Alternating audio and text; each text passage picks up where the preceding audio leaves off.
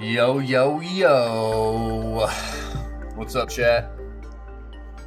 Good morning, good day, whatever time it is for you, man. What's up, guys? What you doing? What it do, yo? What it do? What's going on, guys? I've got a confession to make. I have a confession.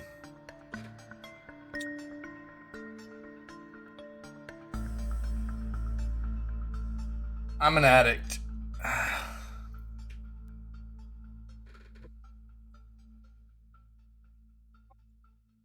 absolutely cannot get enough of this stuff. My spicy coffee mix, dude. I just can't not use it, dude. I go through it so fast. Not only am I addicted to coffee, but I also can't quit using this stuff in it.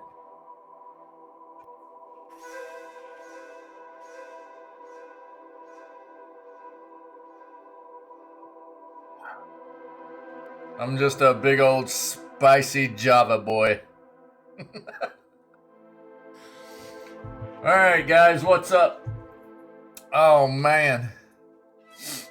We're gonna finish up the schedule today. It's taken longer than I thought to get our schedule finished up, but, it's good. We needed to, take time to do this schedule together. I don't know if we'll get any kind of gaming done today. There's a possibility of it, though. I don't know. Might just finish the schedule. If we finish it up early, I might just take some time to continue working on some stuff off stream. I don't know. It depends on how I'm feeling. I've got, I'm catching up from all the time I took off, but dude, I've got a lot of stuff I still need to get done. I'm finally about finished with all the Disco Elysium content, but dude, we're so far into, I still have all of December's content that I've got to get worked on from our Breath of the Wild stuff we've been doing and get all that caught up on. It's a lot of stuff. So we'll see how it goes. But we will for sure finish up the schedule today, which will be really good. And then we will absolutely, most definitely be getting back into Breath of the Wild tomorrow. I have another confession to make. Dude, I don't know why I was under the impression Hogwarts Legacy was going to be a multiplayer experience. It is not, dude. That is a single player game. For some reason, I was thinking that game was being made into a, like, MMO, massive multiplayer kind of online experience. It's not. And I just realized this last night. So this whole time I'm like thinking about us playing this game together and having fun. God, it would have been such a cool experience, man, for Hogwarts Legacy to have been that kind of title. Not that it won't be necessarily maybe cool as a single player experience, but geez, dude. I don't know where I got off track with what kind of title that was. You know? Feels weird. Anyways, I apologize for being mixed up on what that title is. On that note, before we can get into finishing up our 2023 gaming schedule, we need to do the news, baby. So let's get over there. Let's hop in. Bit of some new music this morning. Yeah, we're listening to this.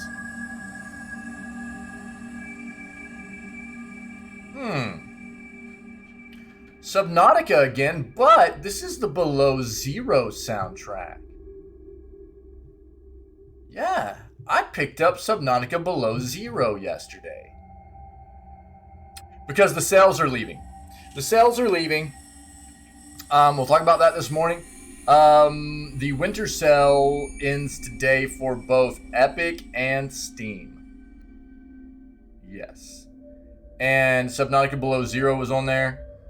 I already have Subnautica base game and that soundtrack, and I love that soundtrack, but I've been wanting to play Subnautica That is probably going to go on our schedule for this year finally, and it makes sense to go ahead and play Subnautica Below Zero with it as well. So, figured pick up the soundtrack while it's on sale. Take a peek since I love the original soundtrack, anyways. And there we go. That's what we're listening to this morning. If you're enjoying it, go pick it up. It's still on sale right now, but not for much longer. Okay? Cool. Let's go ahead. Kill the music. There we go. Let's get in here and see what we can find for the news. Cool. What do we got? Wait, what? Wait, what?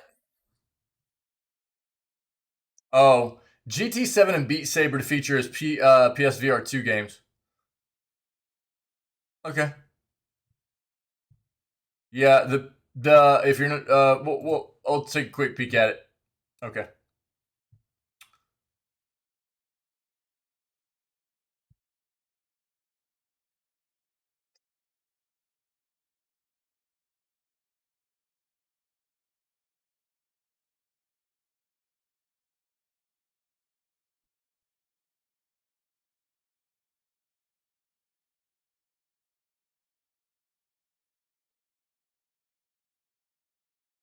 I want to look at something. I'm interested. I needed to look at this. I checked out Prime Gaming yesterday. Hold on.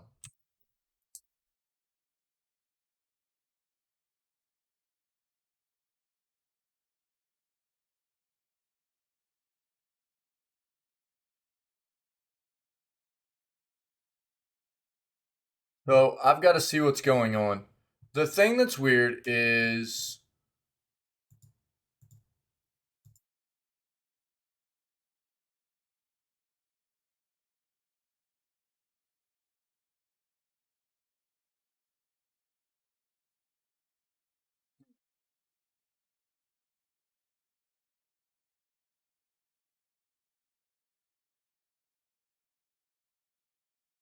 yeah. All right. So I took a look at Prime Gaming yesterday, and I'll tell you what I noticed because we saw this report. We saw this report. I am not seeing the Evil Within 2 on there.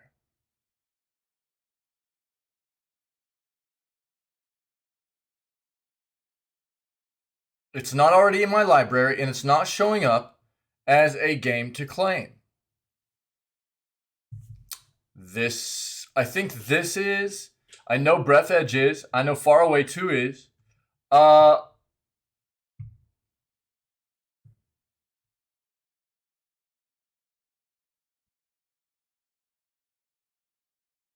Jackbox isn't. Now that we're friends again, is it okay if I pet you? Oh my god, dude. Thanks, dude.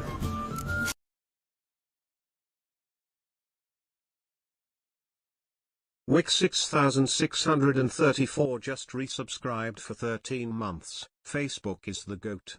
Long live Meta. God, you're such a troll, and I love you.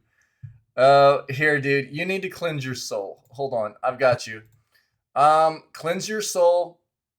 Your soul is corrupt. I've got you. Okay? Here, man. This. All right, this. Take a peek at this. Cleanse your soul, my guy. All right? Brother, please. Oh, jeez, dude. I got a how-to made last night for cleansing your soul. All right. This is for you, buddy. Because of your whole Facebook meta love. This cleanse your soul. Okay? There's your how-to guide. Get some of that. Actually, I need to go ahead and put this in the clips channel probably right now.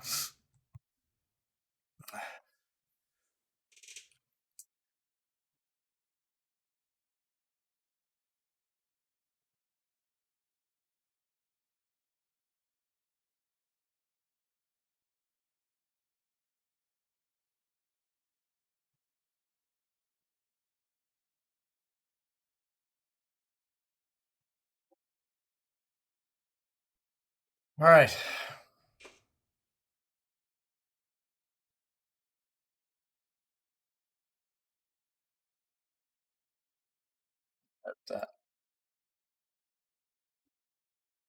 Okay, perfect. Perfect.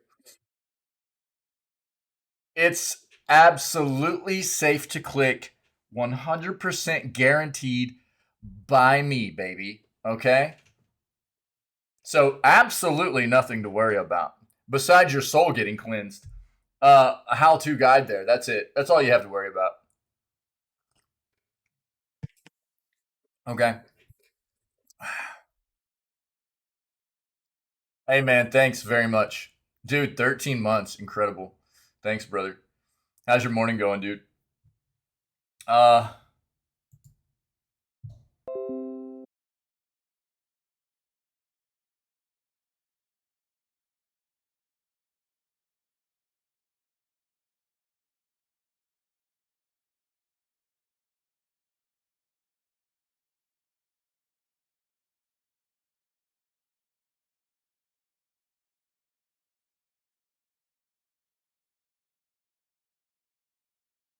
okay. I think we're back. I think everything's okay. I think we're back. Sorry about that. I had some weird OBS like disconnected and stuff. Really, really odd. Let me make sure we're good though.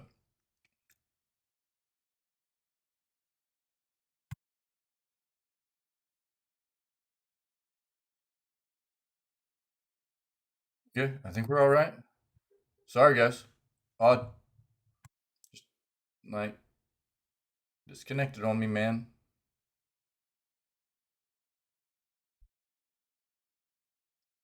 Check a couple things real quick. Make sure we're okay. I think we're all right. All right. I don't know, man. Hopefully, there's no more of that happens. Let's get back into it, dude. Yeah. So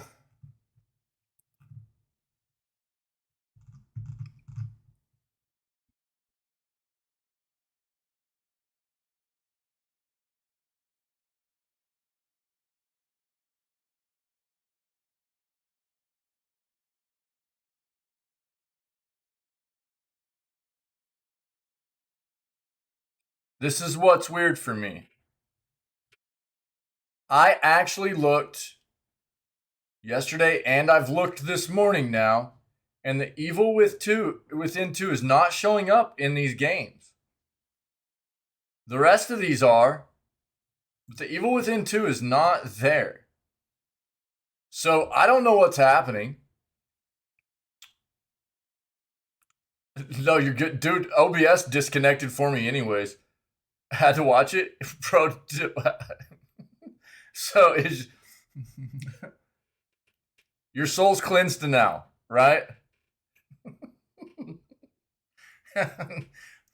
After watching it, you figured out how to do it, and now your soul's cleansed.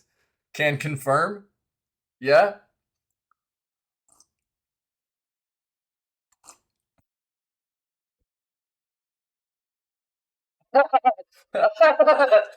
Maybe. No, I'm not gonna say no. I'm not gonna say no, dude. If I can borrow yours.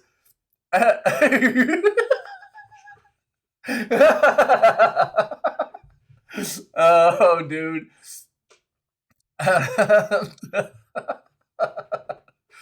Oh, man.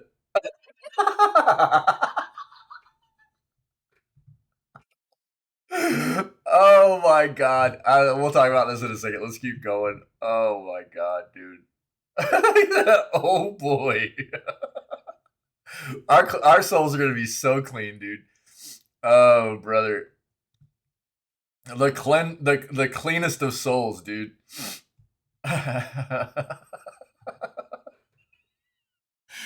Dude, I literally came across the markers for that.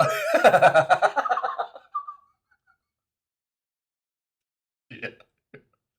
I came across the markers for that clip last night, and I was sitting here highlighting that out, or I came across the markers in that VOD, and I was highlighting it out. Dude, I'm just like sitting here at my PC, just like dying laughing, dude.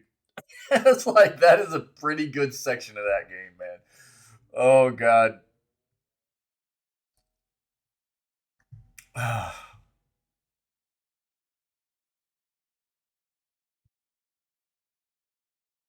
Wild stuff. How's everything going with the water damage, brother? Not to bring up a bad note, but I hope things are turning up.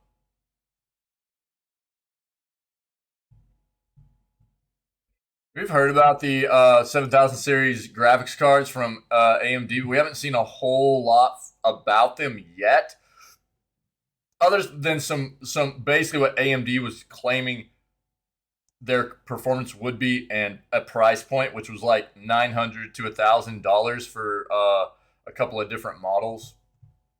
Let's take a look.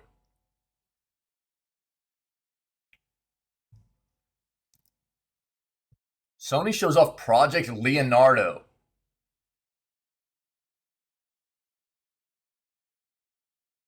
Accessibility controller. Interesting. Okay.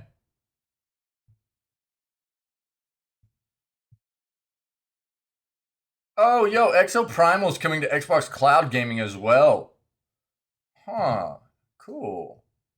I'm interested in trying Exo Primal for sure. That's on our list, our schedule to be continue working on today. We talked about this yesterday. This is some tech that Govey has coming out. Everything's good. Okay, good, good, dude. I'm glad. That's good to hear. I'm sorry. I know that was a huge bummer, dude. So I'm really sorry. Yeah, you're good, man. You're good. Govey's got this tech coming out for lighting. Basically connects to like your HDMI stuff. It works lighting based off of what's happening in your gameplay, from what I understand. But dude, I've got two newer LED light strips from Govey, and they are pretty broken. So I would just be careful with Govey stuff. In my experience so far, it's not real great. I hit on that yesterday though.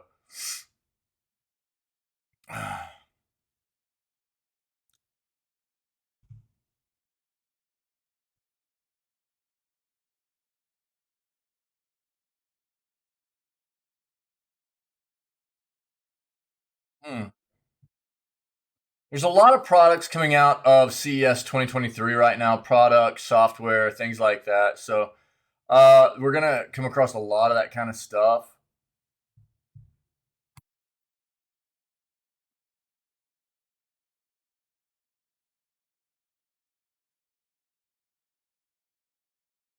What is this? Silent Hill 2 remake developer Bloober Team plans to expand beyond games.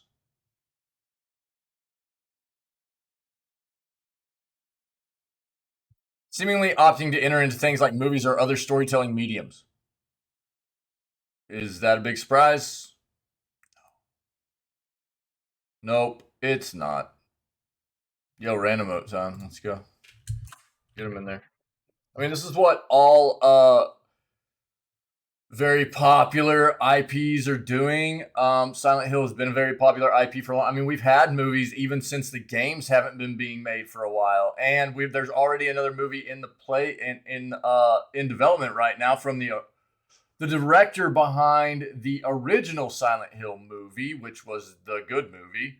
So I don't know, man. We'll see what all they end up making. It's not really worth, like, League of Legends does it. Witcher does it. Cyberpunk does. Fallout. I mean, all video games that have some kind of fairly immersive world that's good to adapt into other forms of entertainment, they're doing it, dude. So why would it be any different with Silent Hill? There've already been adaptations, so they're just going to build off of that. I don't know. It's not really all that worth diving into. As more stuff comes our way in regards to that, I'm sure we'll see it.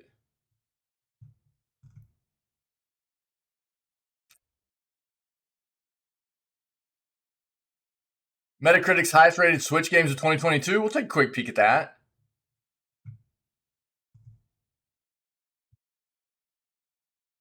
saw this yesterday. Wizards of the Coast has reportedly like scrapped about 5 different games. Okay, they've set up within the past couple of years. They've set up a lot of different software development teams or studios, and that are kind of under their umbrella. And this is not necessarily out of the norm for big development studios, big companies that are big into gaming development. There's usually a plethora of projects that are in some early phase of development that they are kind of sifting through, doing early work on, and trying to really nail down which ones are worth continuing to work on and which ones need to just kind of get gone. Sometimes these can be put together and form a new game by meshing 2 different projects together, 2 ideas that, maybe were initially going to be separate things, but form a better piece of software together. Things like that happen. So what they'll do though is they'll say, "Oh, well, we're scrapping this project because initially what it was going to be is no longer viable." Right? They're not working on what it was supposed to be in the first place. So, is it notable? Yes. Does it necessarily mean that they're like not doing well? No. But I think it is worth noting that Wizards of the Coast has had some pretty terrible games come out as of late. Whether you talk about like their Magic the Gathering RPG game that was basically a huge flop.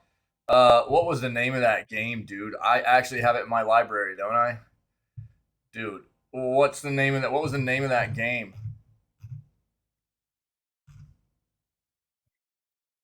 Crap. I can't remember off the top of my head. Um, or Dark Alliance, was not very good either. So we'll see what comes from them.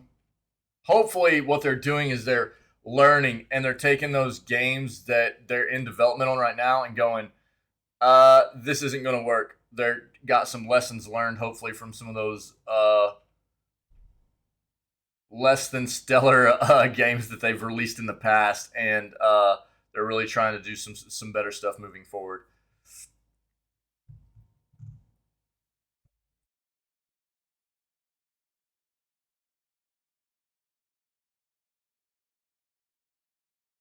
Xbox is offering buy one get one free on select EA games. Let you know what you can get on there.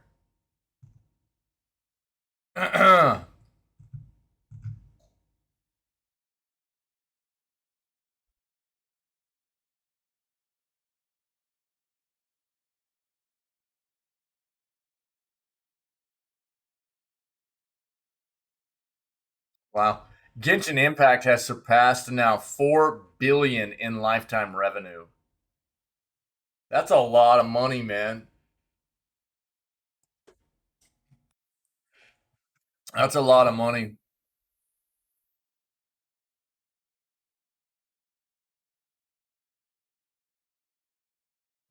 All right, let's look at our other search real quick. What is that was weird.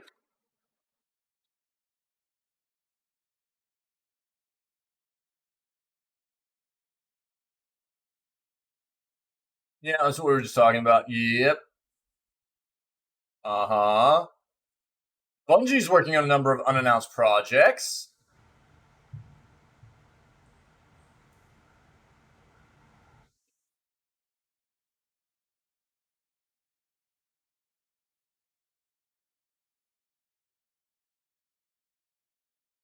Study shows video game industry leaves billions on the table.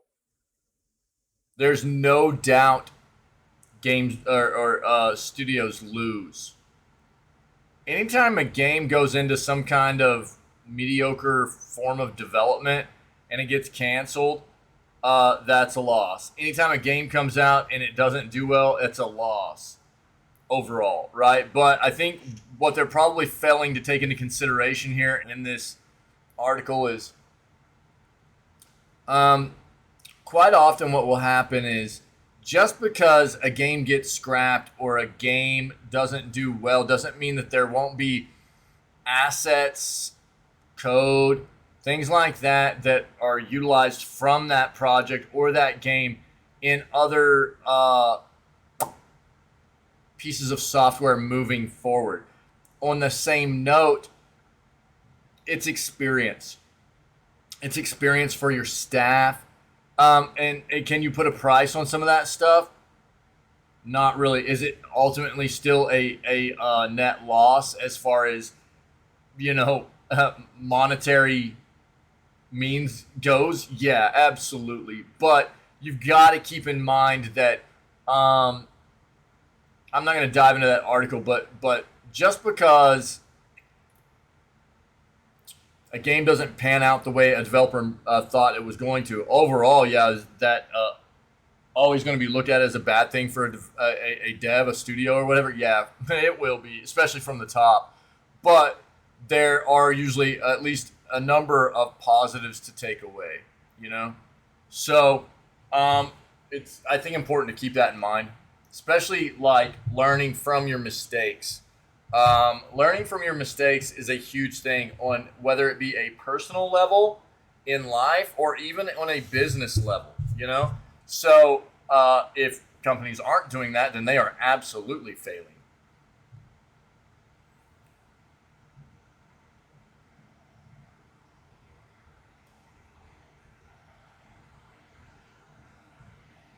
AEW is going to be doing a video game championship tournament, dude. Cool.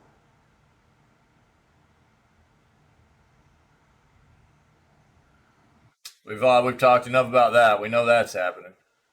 Square Enix with their blockchain NFT crap, Web3, they're so heavy pivoting into that. I don't know what else to say about it other than the fact that I'm just scared for what some of the really popular IPs out of Square are going to end up being moving forward. It's scary for me.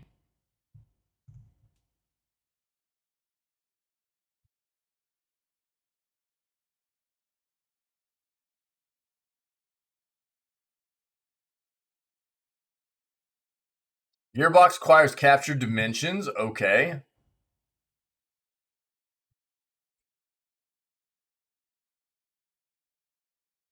Nice, bro. Dude, we haven't had anybody win random mode in a while. It's really tearing me up.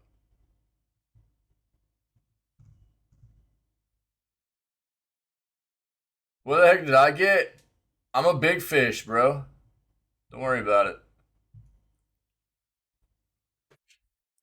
You just stay focused on those thumbs, dude.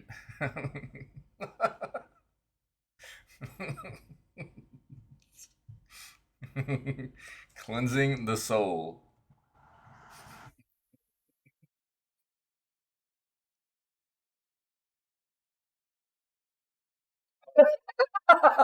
I'm making you hungry. Hungry or thirsty, dude?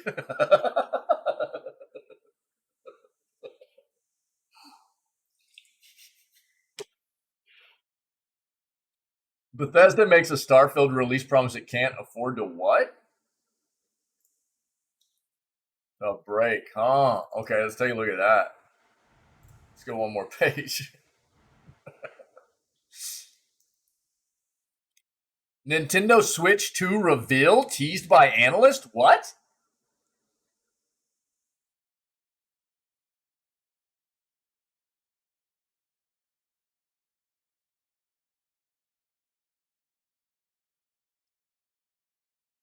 I'm such a dork.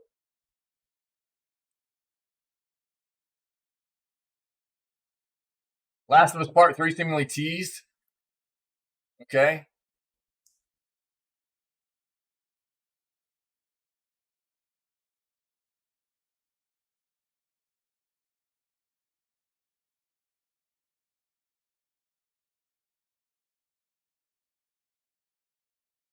Which Fire's world isn't closed or open? Huh?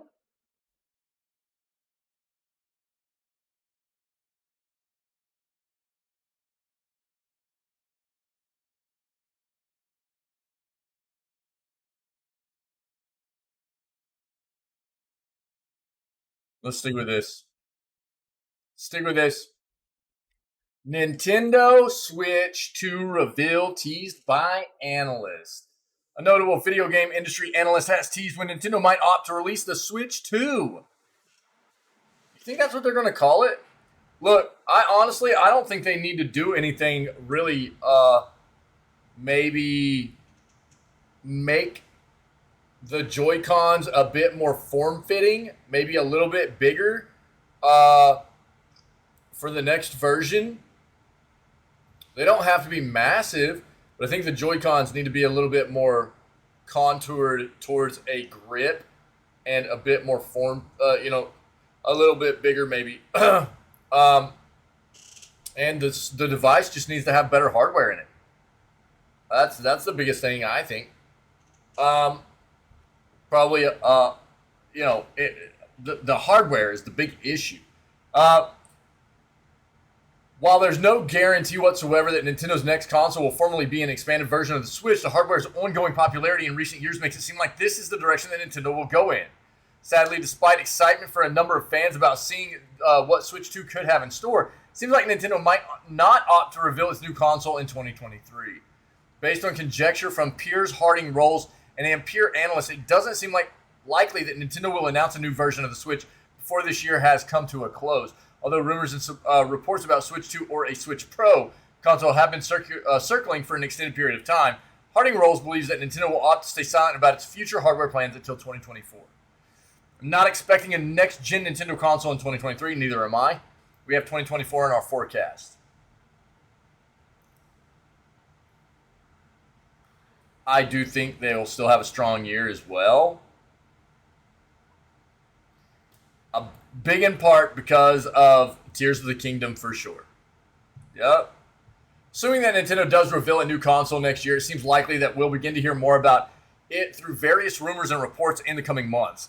Hardware leaks have always been quite prevalent in the video game industry. While we might not know exactly what Nintendo is cooking up until it reveals its next tech, there's a good chance that we'll have a better idea of what the company is up to by the end of 2023. Yeah, I think that's a pretty good assumption there as well. Nintendo is obviously not in a hurry. The Switch has done well. It's still doing well. They know they have big games coming out for it that are going to get people to buy it that don't already have one. I thought the entire world had a Switch at this point almost. It's been out long enough. But they really don't need to do too much different. It just needs new hardware. Bigger Joy-Cons, Nintendo. I mean, dude, they don't have to be massive, all right? But come on, man.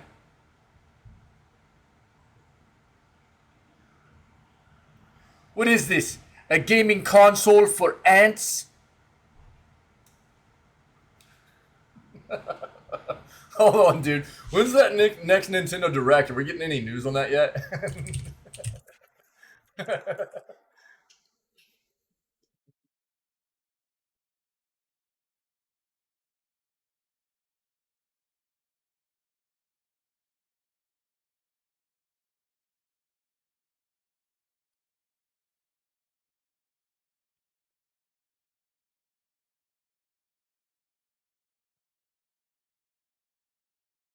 This is the one we looked at yesterday. Did they update this?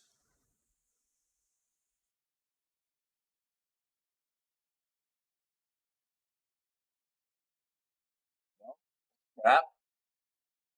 The one we looked at yesterday, dude.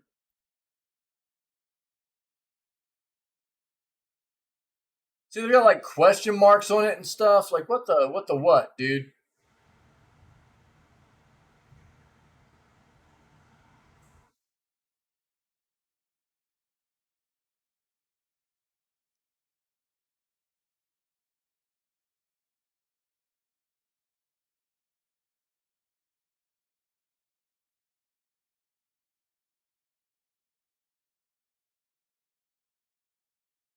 Nintendo is so terrible about getting information out about when they're doing these Nintendo Directs.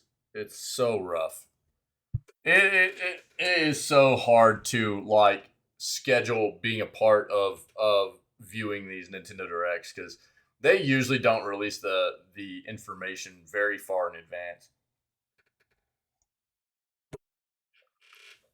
I'll keep trying to pay attention and search and figure out whenever it's going to happen. But if any of you come across that information and I don't know yet, I haven't found it for us, let me know. Last of Us Part 3 seemingly teased by Neil Druckmann. In the wake of seemingly calling out recent rumors that were tied to The Last of Us Part 3, it looks like Naughty Dog's Neil Druckmann might have just teased the third installment in the PlayStation franchise is happening after all. At this point in time, Naughty Dog has already told fans that it's working on a multiplayer The Last of Us game for PS5 and has also dropped hints about another mysterious project that's in development. While many have assumed that this mysterious mystery title will end up being The Last of Us Part 3, Druckmann himself may have just hinted as much. Speaking with a Hollywood Reporter about the upcoming The Last of Us series on HBO, Druckmann also fielded a question about what the future of the video game franchise might have in store. Although he didn't outright confirm what Naughty Dog might be doing next, Druckmann did blatantly state that he doesn't believe that The Last of Us Part 2 is the end of the series. I think there's more story to tell, Druckmann said plainly during the interview. Previously, Druckmann had made it known that himself and those at Naughty Dog put together a broad story treatment for what could become The Last of Us Part 3. However, Druckmann made clear that this story outline wasn't confirmed with the studio's next game just yet, as it was still deciding on what project to tackle next. Based on his wording in this instance, though, it seems quite likely The Last of Us Part 3 might be in development right now. Regardless of what Naughty Dog might be working on at the moment, 2023 is going to be a massive year for The Last of Us. Yeah, January 15th, so we got 10 days for the TV show. The adaptation hits HBO Max. Yeah, and the first episode is apparently an hour and a half long. We're talking like roughly 90 minutes, man, which is like a movie. And then there's going to be, I think somewhere around 10, 12 episodes, something like that in total, I think, something. And what we've seen so far of it's looking pretty solid, man. So, cool. Last of Us Part 3. Witchfire's world isn't closed or open. The steampunk shooter is right in the middle. Filled with furious dark knights, vibrant magic, and a truckload of guns, Witchfire looks like a frenetic fun time, especially if you like your shooter steampunk flavored. But if you've been following its development, you may wonder why it's taken the team so long to finish making the game. We finally have an answer. Originally announced way back in 2017, developer The Astronauts has explained what's caused the significant delays. They made Witchfire semi-open world.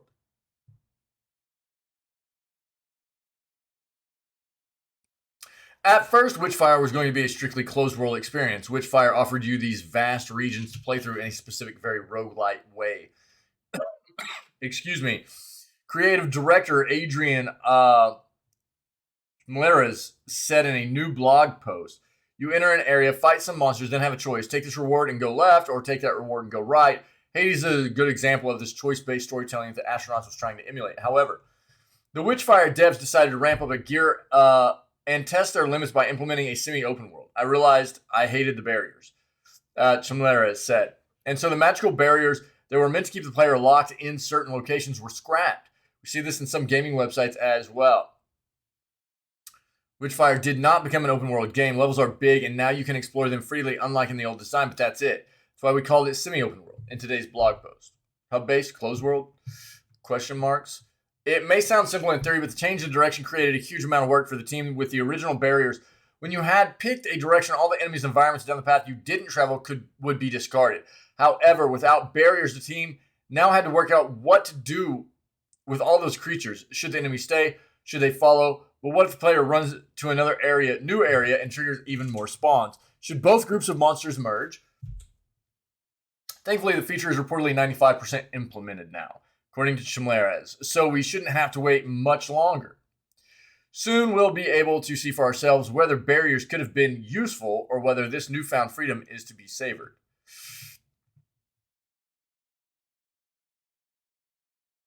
For the most part, the astronaut has provided us with dark and epic trailers, not to mention the most recent gameplay trailer that was uploaded by the publisher Epic Games. This showcased all the best of Witchfire's combat that we can expect to see in the game. Wading through demonic enemies while you're armed to the teeth in aesthetic medieval firearms seems like a great idea.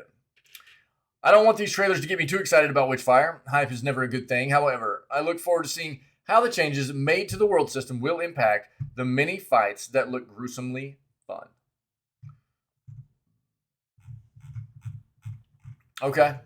Well, that's some good info about what the game was originally supposed to be like progression-wise and or how you move through levels and the world and everything and what it turned into.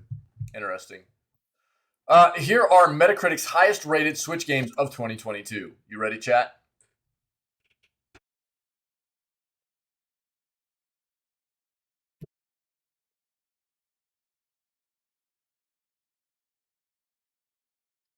Let's go. Highest Metacritic rated games for Switch of 2022. Number 10 at a rating of 87 is the Stanley Parable Ultra Deluxe. I've heard great things about that. Not just on the Switch either. At an 88, coming in at number 9, 13 Sentinels, Aegis Rim. At number 8, with a rating of 88, Cuphead, The Delicious Last Course. I'd love to play some Cuphead. I haven't played that yet. Number 7 with an 88 as well, Tunic. Number 6 with an 88 as well, Neon White. Neon White. Number 5 at an 89, Atari 50th Anniversary Celebration. Number 4 at an 89, Nier Automata The End of Yora Edition. Number 3 with an 89, Xenoblade Chronicles 3. Number 2 at a 94, Persona 5 Royal. And number 1 at a 96, Portal Companion Collection. There you go. If anybody needs this, I'll throw it in chat. Here you go. Check it out. They've got a link in there to the top 40 as well, so if you're interested. Xbox is offering a buy one, get one free on select EA games this month, okay?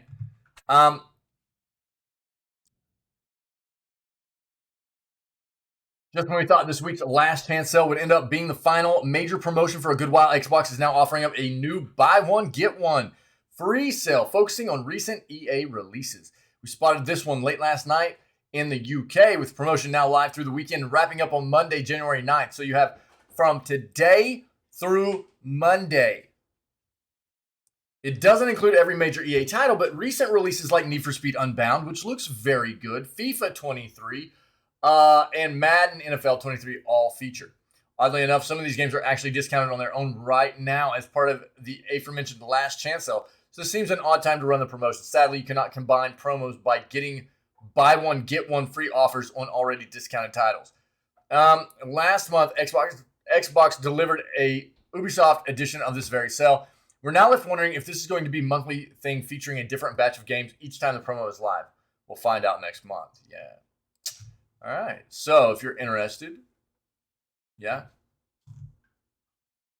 Buy one, get one free on Xbox right now for EA titles. All right. I'll throw this in chat as well.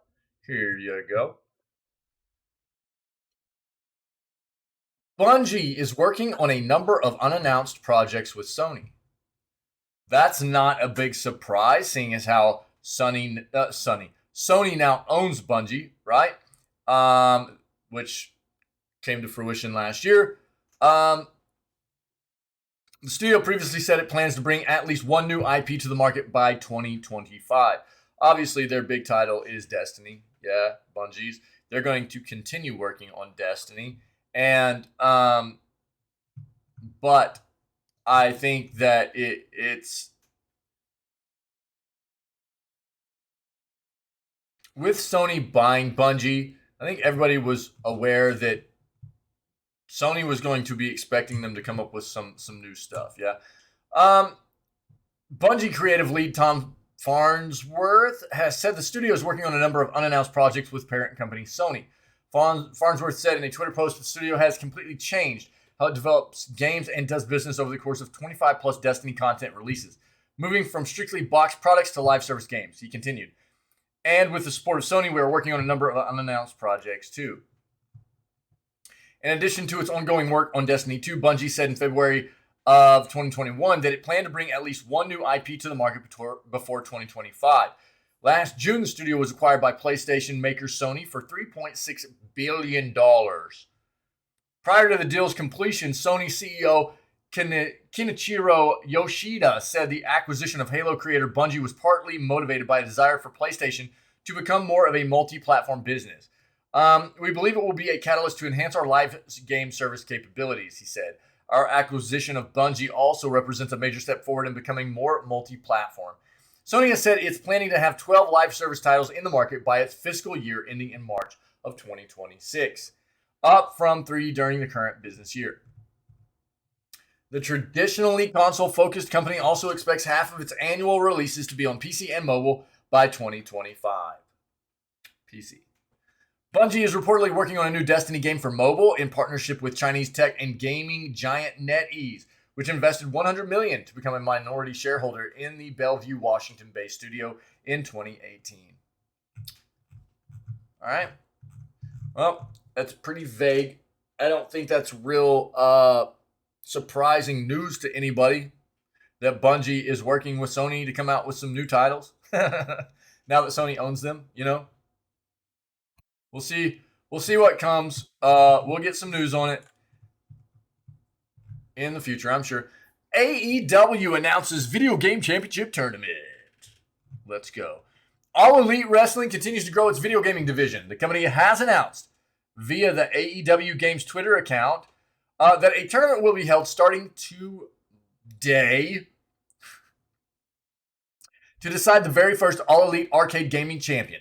Taking part in the tournament are AEW stars Ruby Soho, Ethan Page, Orange Cassidy, Nyla Rose, Penelope Ford, Kip Sabian, John Silver, and Athena. The tournament will be hosted by Evil Uno, with the winner getting their very own championship belt, as first announced on AEW's Twitch channel last Wednesday. As of now, it has not been announced what game or games the tournament will consist of. However, following the tournament, Evil Uno has stated the championship will be defended in a best 2 out of 3 format, with the champion choosing one game, the challenger choosing one, and himself picking the third game if necessary. AEW Games began streaming weekly episodes of All Elite Arcade last March, with a wide range of the company's stars appearing on the series since then. The account has been closely associated with the upcoming AEW Fight Forever video game, yes, which is set to release sometime this year. The most recent look at Fight Forever showcased the look and moveset of current AEW World Champion Maxwell Jacob Friedman as he faced off against fellow AEW star Adam Cole. It was first announced that AEW was starting its own video game division back in November of 2020. At the same time, the company revealed the development of a console game. The 2 mobile games have since been developed and released: AEW Elite General Manager and AEW Casino Double or Nothing, with Fight Forever set to be the next in line. Again, Fight Forever is their big upcoming game for consoles and PC. Yeah. Well, that's kind of fun, man. If you guys are fans of wrestling and wrestling games and stuff, here is your link. Get in there. Gearbox acquires Captured Dimensions.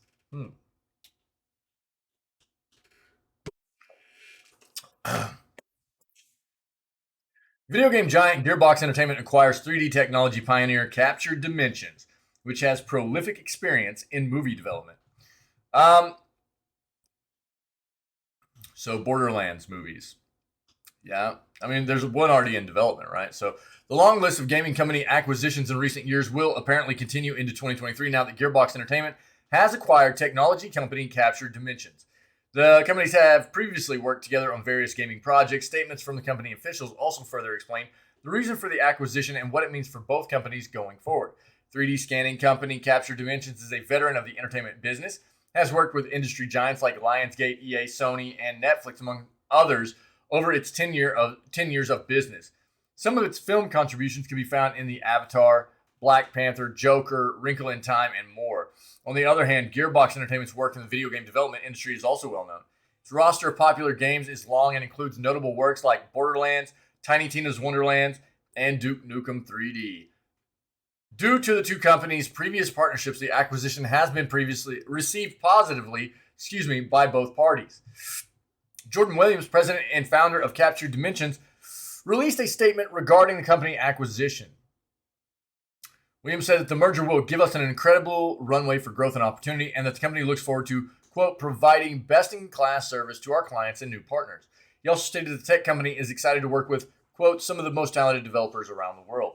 Williams is also expected to stay with the company after the acquisition and will report directly to Randy Pitchford, president and founder of Gearbox. Gearbox Entertainment also discussed the acquisition in a statement released by Sean Heron, the chief business officer of the company. He praised the talent that will be joining Gearbox, saying, this deal brings a wealth of talent into the Gearbox family in several key areas, and I'm excited to welcome them. Heron also mentioned what technological opportunities the acquisition brings to Gearbox, stating, quote, this acquisition brings incredible technology into the fold for the future projects and enables further expansion of offerings to strategic partners across multiple business units.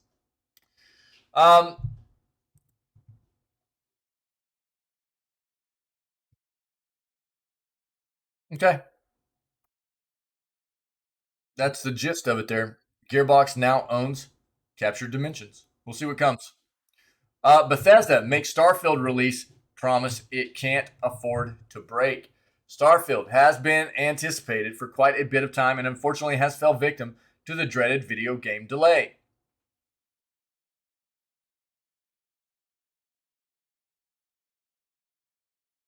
It is definitely one of the most anticipated Xbox Series X games to look forward to in 2023. It was believed that Starfield would be released at some point in 2023, and now Bethesda has seemingly locked in and officially narrowed the window, giving fans a better indication of when we can look forward to the highly anticipated sci-fi RPG. Bethesda has launched a support page on its website and has updated it with information regarding the release date for Starfield. The page states the following. Starfield arrives exclusively on Xbox Series X and S and PC in the first half of 2023.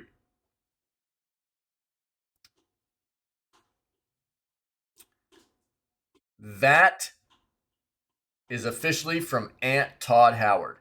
This page was just updated at the start of the month, so we know this isn't old news about the game releasing in 2023. Starfield is going to be, I don't know if that's actually from Todd Howard. I'm just messing around. Starfield is going to be the next major RPG franchise from Bethesda, a completely new RPG franchise that isn't named Fallout or The Elder Scrolls. Now that Bethesda has just updated the support page for Starfield, it would be a shame to delay the game even further. Gamers have been waiting patiently for this game, and delaying the game may very well hurt the franchise. Too much delay isn't good for anything. We talk about this a lot in this community. We talked about it yesterday. Development companies, development studios should feel comfortable enough to delay a game. Because us as the consumer and us as gaming enthusiasts, we would much rather have a game be delayed and come out feeling really good and polished rather than it come out feeling like trash. Yeah? And feel like we were cheated out of our money. So, a delay is all right.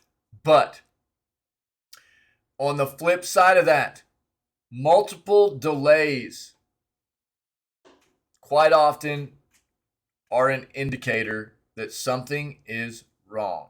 And for most of, I think I can speak for most of us as gamers when I say that numerous delays on titles are something that quite often scare the crap out of us and lead us to not wanting to play a game on release or even, very close to release. When we see a game that has multiple delays, it is usually a pretty good indicator there is something wrong in the development process, something wrong with the game, something wrong internally in that studio. There's something that is not right. And it just basically shies everybody away from it. So, a delay is absolutely okay. Delays are warranted. Quite often, they're needed. Developers need to not be so quick to maybe release dates for the games when they're not necessarily going to be. It's a tough thing. I get it. They need the hype machine and all that, but they need to be very diligent in making sure they're not trying to get a release date or a release window pushed out too soon. It can get development studios, development companies in a bad spot. Yeah. On the flip side, I understand why Bethesda is taking every precaution to make sure the game is going to have the best possible release. This is a franchise that is just getting started. It could become the next Elder Scrolls or Fallout. A botched release for the first game in a franchise can be really hard to come back from. Not to mention the fact we already are pretty sketched out about Bethesda right now. A lot of people are. A lot of gamers are. Bethesda has not had a great track record of initial releases anyways. And things like Fallout 76, their more recent titles have been kind of gross. So, they need something to come out feeling very good to get them back into the good graces of a lot of gamers. While the support page says that Starfield will be released during the first half of 2023, that doesn't really give us any details on when exactly we can expect it. First half of 2023 consists of a 6-month window from January to June. While I don't expect it to be released this month, I think it's safe to say a later first half of 2023 release date is more likely an option. Now, understand this. The fiscal year for the gaming industry is not the same as the calendar year, right? So the fiscal year for the gaming industry runs from the end of March, the beginning of April through the end of March. So April 1st of last year was the beginning of the fiscal year for the gaming industry. So April 1st running through this year, April 1st of 2022 through this year, March 31st of 2023, right? The reason that is very critical information is because if a company feels like they really need to pump up their numbers before they release information about what they've done for the year, they're going to try to push out games to the best of their ability before the end of the year, the fiscal year, which means they'll be trying to push out games before March 31st, okay? Otherwise, they won't really care, and, like this window, they're saying the first half of 2023 for Microsoft. They didn't have a whole lot of real notable games that came out last year.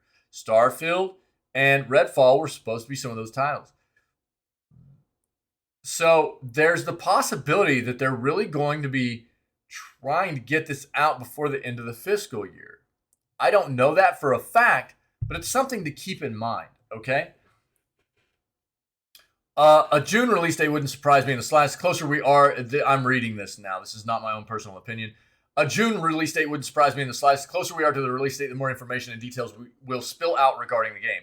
If for some strange reason we experience another delay with Starfield, I truly believe that we will get the official release date by the end of 2023. I don't see an option where this game would be delayed into 2024. From what I have heard lately on this Xbox exclusive title, I am getting more and more optimistic that the first half of 2023 will indeed be the final release date. If Bethesda went out of its way to update its support page with a first half 2023 release window, and that is not when the game is released, it puts a lot of added pressure on the company. When a game like Starfield has been hyped for this long, the expectations the gaming community puts on the developers continue to grow. Yeah. But again, that's one thing they didn't hit on is the fiscal year situation here. And I really think that's something important to keep in mind. Not just for Microsoft Xbox, but for Bethesda. While Xbox owns Bethesda, right? Microsoft owns Bethesda. They are still two different companies as well under the same umbrella, right? But fiscal year numbers matter. And depending on where they're sitting right now on those numbers, they might feel like they need to get this out before the end of the fiscal year, which would mean before the end of March. But we'll see. AMD unveils suite of new Radeon GPUs to power high-performance, power-efficient gaming laptops. So their RX 7000M series graphics and RX 7000S series.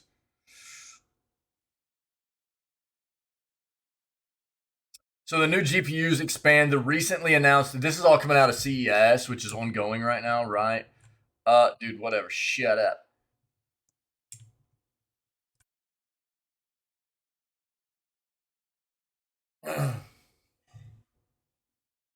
So yesterday, AMD announced the RX 7000 series graphics for laptops, built on their new AMD RDNA 3 architecture.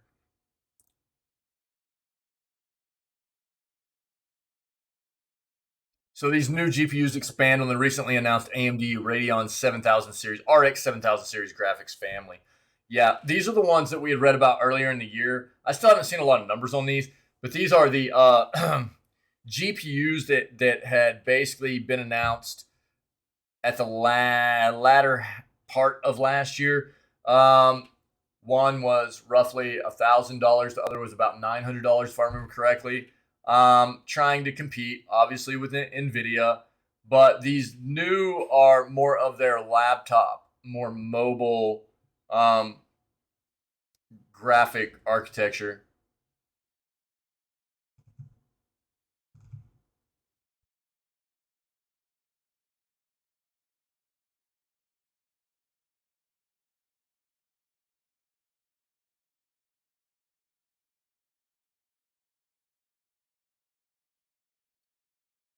RX 7700S, 7600S, 7600M, 7600M XT.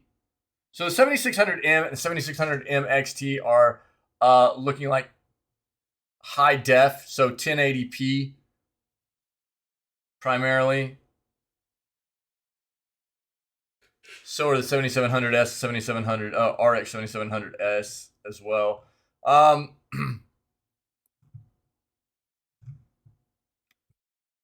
I don't know. This is AMD's site as well, so it's a lot of statistical information, tech jargon about these GPUs, these processors. If you want to deep dive into that, I'll give it to you. The big thing is they've announced this technology, right? It means things to me. It might not mean things to you. You can deep dive into that article. I'm not going to make everybody sit through that. The big thing to note is that AMD has released some new technology based on their new architecture, GPU architecture. This stuff they've just announced at CES for the 7000 series graphics is for laptops specifically, right? So we're talking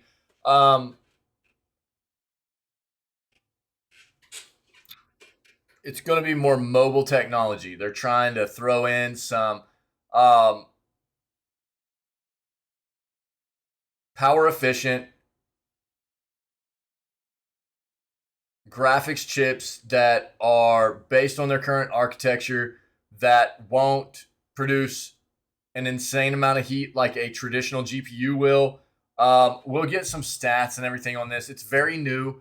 We'll probably see some benchmarks coming out before too long about, how exactly these are performing bumped up against some other more, mobile chips and things like that for graphic processing. But, until then, we'll just have to wait. We'll have to see, just how they're performing and stuff like that too. But that's what you need to know. It's there in chat if you want to take a look. Sony shows off Project Leonardo, its accessibility controller. Let's see this. Game accessibility to me means connection. That allows everyone to enjoy the stories that we create. If there wasn't accessibility in gaming, it would be extremely difficult, if not impossible, for people like myself to play. It's about the games, and it always will be about the games. For some folks, it means being able to play a game comfortably. Dude, his eyes dope! For others, it dictates whether that game is going to be able to be played and enjoyed at all. So playing games was a very personal experience for me because it allowed me to kind of play sports and engage in things that I really couldn't do as a kid. The greatest part about the new PlayStation controller is it's designed from the ground up to be not standard. The controller that PlayStation has developed offers the flexibility for the person to figure out how they would like to play and how best suits them during that stage in their life. Really, this new controller is a Dude, toolbox. that eye is sick. You'll be able to layer different buttons. You'll be able to move different buttons around so that you can make sure that you're hitting the right button combinations. The main thing I really liked was the way you could bridge over 2 buttons. So when you need to press 2 buttons at the same time, it was just one.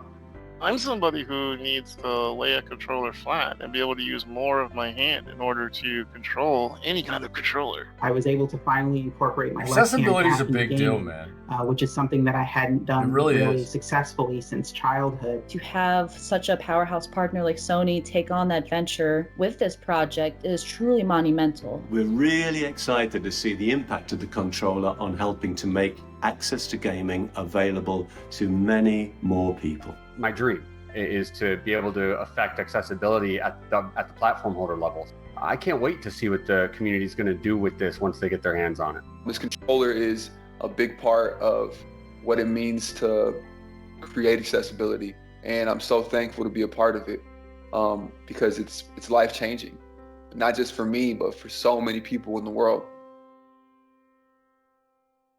That's cool, man. There's so many developers, companies in the gaming industry that have realized there needs to be a focus, and I want to read all this. There needs to be a focus on accessibility. There are a lot of people out there, whether it be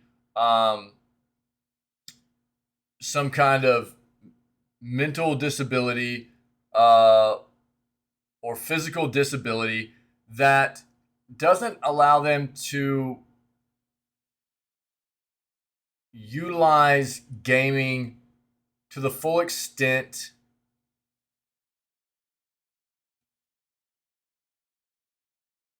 or you know, the way many peripherals, the way gaming has been developed for what, you know, I guess I don't like, you know, doing this, but quote unquote, you know, us normies or whatever, you know what I mean?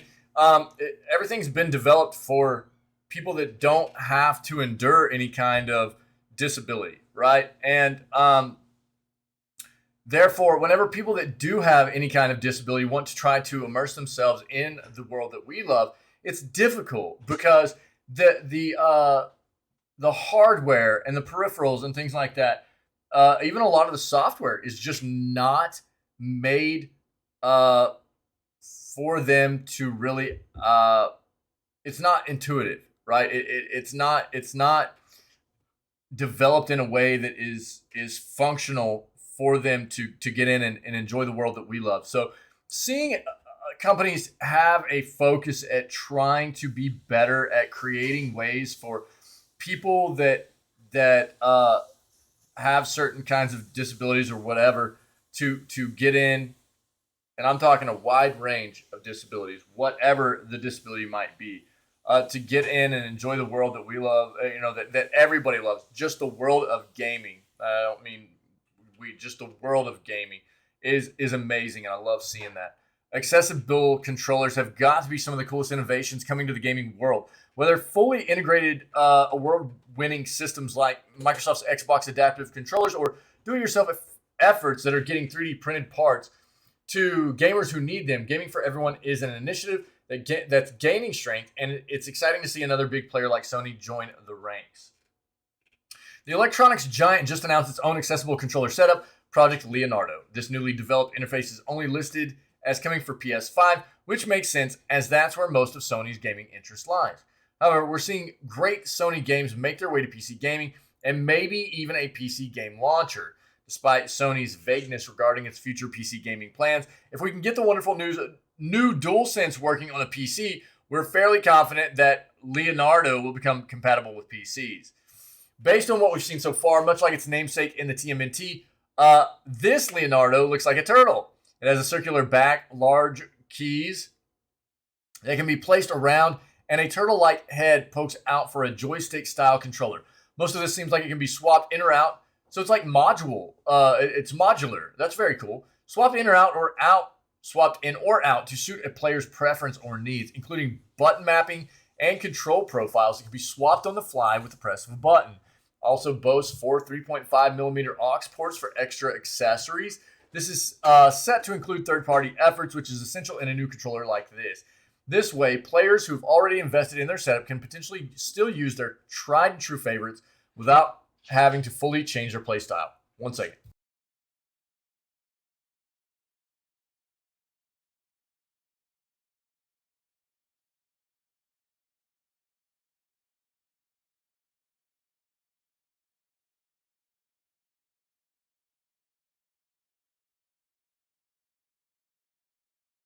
Apologies. I have enough trouble swapping between the various console controller layouts, let alone a custom setup I perfected for my needs. While pretty late out of the gate compared to some others, it's great to see Sony produce an accessible controller for the PlayStation. Project Leonardo has been developed with help from accessibility experts and organizations well known for their efforts in the field like Able Gamers, Special Effect, and Stack Up. Unfortunately, there's no word from PlayStation on when Leonardo is set to launch, but hopefully it'll be more affordable and more available than a PlayStation 5 console is right now. Yeah, that's good stuff, man. We've seen a lot of really cool stuff come for accessibility in the gaming world, and we need it. It's good stuff. Exoprimal coming to Xbox Cloud Gaming as well as consoles. The shooter might come to Xbox Cloud Gaming before the Game Pass service. I want to play this. Exoprimal is coming to Xbox Cloud Gaming as well as consoles according to its official page on the Xbox website. The page cites console and cloud as platforms on which the game will be released in 2023. This would mean that if players purchase the game digitally, then they can play the game on the cloud as well. Okay. The arrival of Exoprimal on the cloud via digital ownership is not unusual. Microsoft has said that they would include this feature before. Back in 2022, they had said that Xbox Cloud Gaming would support a player's game library. This means that if a player owns a game digitally, they can play the game on the cloud. At that time, it was said that only select games owned outside Xbox Game Pass would be eligible for this, but there was no news of which games would be eligible for this feature until this Exoprimal listing. By including digitally owned games to play on the cloud, it can make Xbox Cloud Gaming a very lucrative deal. Currently, only Game Pass titles are available for playing on the cloud if one owns a Game Pass Ultimate membership. In the case of Exoprimal, it hasn't been announced for Xbox Game Pass yet. So, it could be that the Exoprimals could be the debut debut title for this new feature from Microsoft, with other titles like this to follow. Exoprimal is being developed and published by Capcom, yes. No definitive date, but this year. Yeah, it's a PvPvE-based third-person shooter. It looks wild. It's like portals open up, dinos fall out of these portals, dinosaurs everywhere. You're wearing exosuits to fight all these mass quantities of dinosaurs, just so you can see it right here. It looks really wild. Really interesting. Yeah, look, here's the deal. Let's talk free games real quick. Prime Gaming begins 2023 with The Evil Within 2 and Lawn Mowing Sim. If anybody else is getting in and trying to grab these Prime games, I have Amazon Prime. So I got in yesterday and I looked this morning too. I am not seeing The Evil Within 2. I don't see it. I'm seeing these other games. I'm not seeing The Evil Within 2 on the platform. So now I've been looking on the desktop application. So I might need to just go to their site and see if I can grab it there. But on the desktop application, I am not seeing The Evil Within 2 pop up. And this is the second article we've seen between yesterday and today stating that you should be able to grab The Evil Within 2. So, I don't know what's going on here, but it seems like they might have some issues with Prime members being able to grab the Evil Within 2. It's not showing up for me. I don't know why. I own it already. I've already played it. We played it our first Scaretober of 2021. But I want you guys to be able to grab this game. So that's what's kind of messing me up. So Amazon announced the first batch of games coming to Prime Gaming in 2023. For this month, January, both Prime subscribers and those who use the Prime Gaming channel on Amazon Luna have access to a number of free titles. The first batch of games is in the free games with Prime offering, which is available to all Prime Gaming subscribers, which means that anybody that has Prime Gaming should be able to grab Evil Within 2. And again, I'm not seeing it.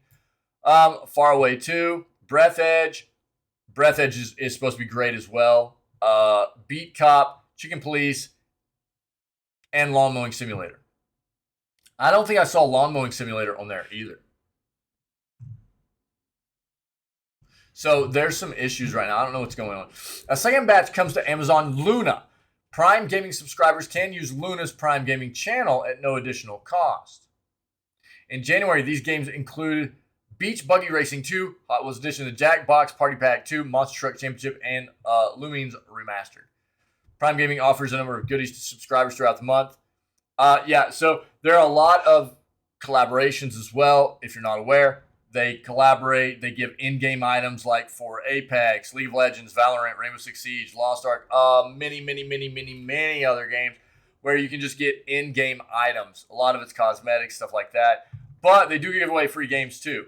I haven't seen this before, though, where games are being promoted as being given away and they're not showing up for me. So I don't know what's going on here. I'll keep you guys updated as I continue to look at it, though, okay?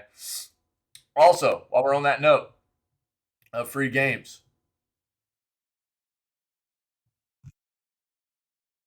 you have about 2.5 hours. 2.5 hours to grab your free copies of Dishonored Definitive Edition and Eximus before those are no longer available to grab for free on Epic. And then it will be Kerbal Space Program and Shadow Tactics, Blades of the Shogun. It's the standalone expansion, Aiko's Choice. They just gave away the base game not too long ago, and this is the standalone expansion you'll be getting. And that's in about 2.5 hours for at least this time zone. I think some people get it a little bit later. There's some differences from what I understand. But also, make note, there is only about the same time for us in how long the winter sale, the holiday sale, is only on for a couple more hours for Epic and for Steam. Yeah? So Steam, 10 a.m. I think that's... Oh, wait.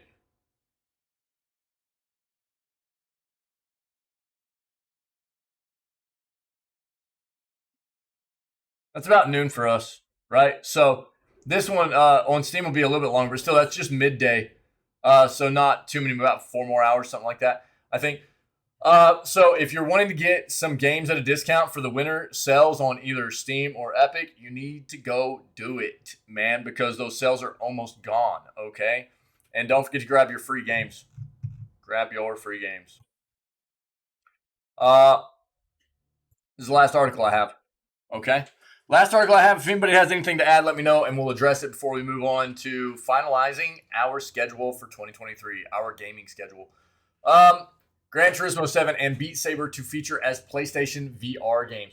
The new VR headset launches next month, and it will cost more than a PS5 does. So get ready to really, really open that wallet up. All right? Gran Turismo 7 and Beat Saber are coming to PS VR 2. The former game will arrive as a free upgrade at the launch of the headset on February 22nd, while no release date for Beat Saber was provided.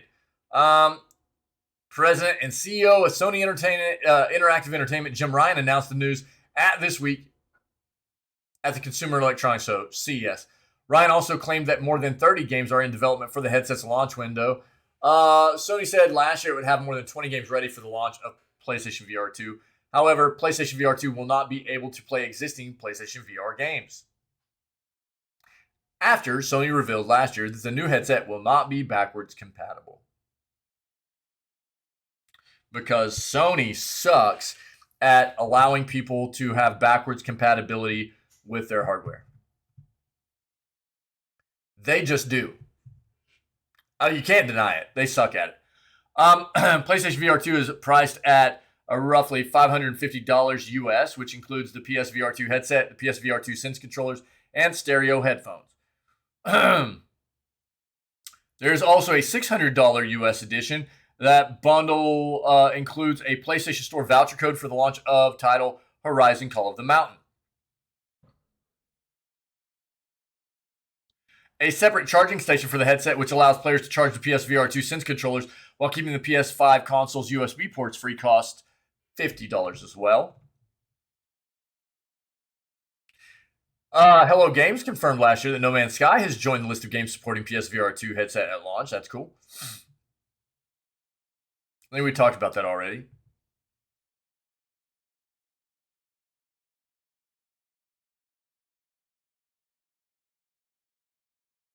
Yeah, it's supposed to be hitting next month, right? So if you weren't aware, PSVR 2 is supposed to be coming next month. Get ready if you're interested, all right? I mean, in the grand scheme of things, how much it's costing, if it's a really good quality VR headset, it's not all that bad. It's just kind of wild that it costs more than the actual console does. You know, I think that's the thing that's a bit wild about it. If you look at what quality VR headsets cost right now in the tech world, it's not that bad. It's pretty solid price wise, as long as it's a quality VR headset. Their first edition, I think people thought it was pretty good. Their VR headset for PS4. It just sucks it's not backwards compatible. That feels kind of bad. The PlayStation 5 is backwards compatible with PS4 games, right? So if people, are buying into, they have a PS5, they're buying into the VR2, it'd just be really nice for it to be able to also play the original PlayStation VR games. Sony's not good like that though, usually. They've got issues with backwards compatibility.